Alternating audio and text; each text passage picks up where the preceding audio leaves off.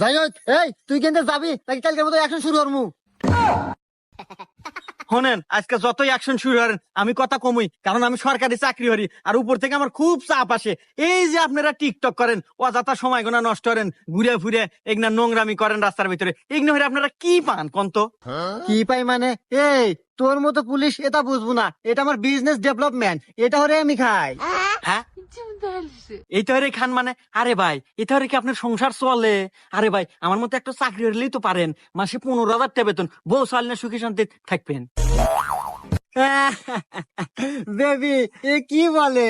মাত্র 15,000 টাকা বেতন? এই আমার ইনকাম সম্পর্কে তোর কোন ধারণা আছে রে? দাঁড়া, তোর ছোট্ট একটা উদাহরণ দেই। এই যে ক্যামেরাম্যান তোর পাশেই দাঁড়ায় আছে, ওর বেতন মাসে 1 লাখ।